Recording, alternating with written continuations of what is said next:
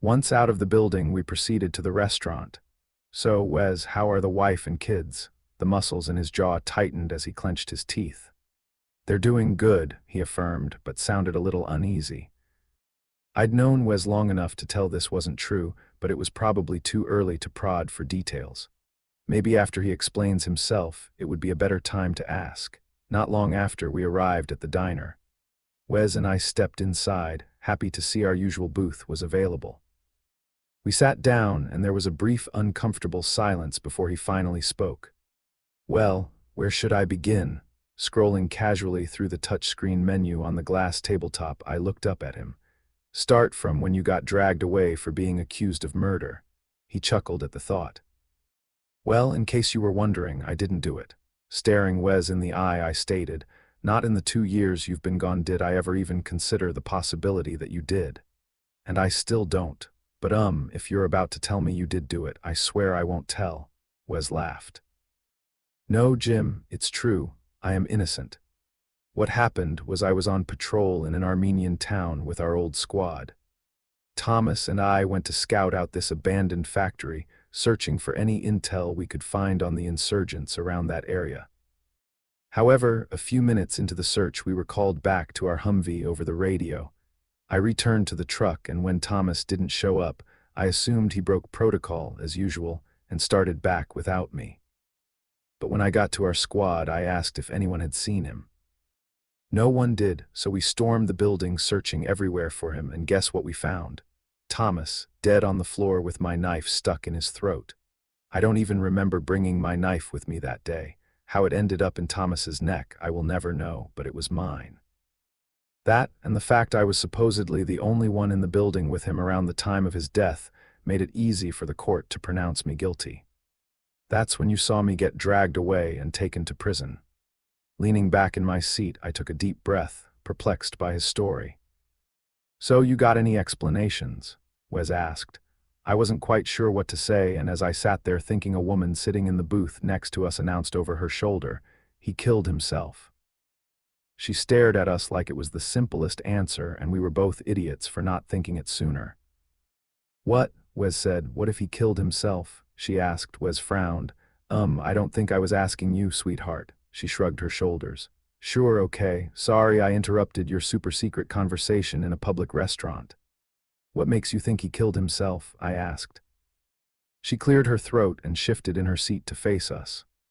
"Well, I don't think he actually killed himself. I'm just wondering if you've considered it as a possibility." "Yes, I did," Wes replied, adding, "That's one of the first things I thought when I was standing over his dead body." He tilted his head, narrowing his eyes. "I'm sorry, who are you?" "Katrina."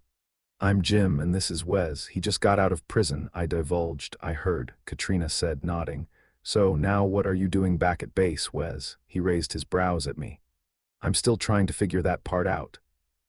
"Why are you here?" I asked Katrina. "Oh, I work here," she noted as she pointed around the restaurant. Wes called her bluff. "Where's your uniform?" "I'm on my break," she added, her lips twisting to hold back a smile. At that, I realized she was lying. How convenient. "So, Katrina, would you care to join us so you don't have to spend your break eating alone?" I asked. But Jim," Wes interrupted. "I was telling you a secret story, and if I remember correctly, you're dating Joy, so why are you calling over this random chick to eat with you?" Katrina's eyes widened. "Well, that's because Joy and I broke up about a year ago, and I'm still trying to figure that out." Wes leaned back with an opening jaw. This was not how I was planning on telling him that. "Oh, well, now I have to join you. This is getting spicy," Katrina said. She quickly took a seat next to me. I smiled at her even though I didn't feel like smiling at the time.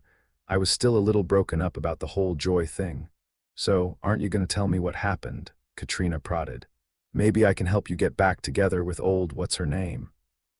"Her name's Joy, but shockingly she never really brought me any," I admitted. "Well, duh, that's 'cause she's a woman, Jim. It's our job to drive men crazy," Katrina said. I laughed. "Well, this girl must be an expert because I'm still recovering. After a year, wow. She must really be something for you to still be crying over her," Katrina stated. I glared at her. "I never said I was crying over it." She rolled her eyes and leaned over. "You didn't have to. Look, there's plenty of ladies out there. I'm sure you'll find one who will want a big ol' slice of Jim. Wow, thanks for the therapy session. I think I'm all better. I rolled my eyes. Glad I could help. Next visit is gonna cost you, she asserted. Katrina peered down at her watch, taking a deep breath.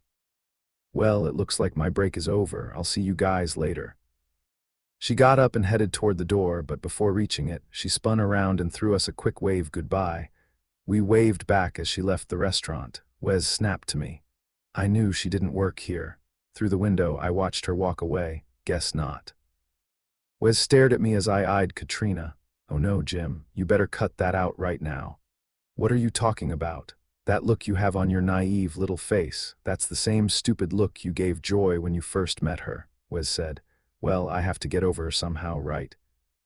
Wes shook his head. You better be careful, you don't have the best track record with the ladies. I grinned. Yeah, well, at least I've never been to jail. You've never been funny either, he added. Just then a waitress arrived bringing us our food, and I remembered why we used to eat here so often. The food looked about as appealing as roadkill but tasted like a block of gold. As we enjoyed our meal, Wes spoke up with a mouth full of food. So can I tell you how I escaped from prison now? What do you mean you escaped? I'm kidding, he smiled. What actually happened was, 3 days ago I was paid a visit in prison by men from here at the base. Except they were wearing strange uniforms with the letters SOAS on them, the same letters above our new barracks, whatever they mean. Anyway, they came to me with a deal to join their new program or stay in my cell for the rest of my life. So here I am. And how do these people have the means or the authority to do all this for you? I asked. Wes shook his head. I have no idea.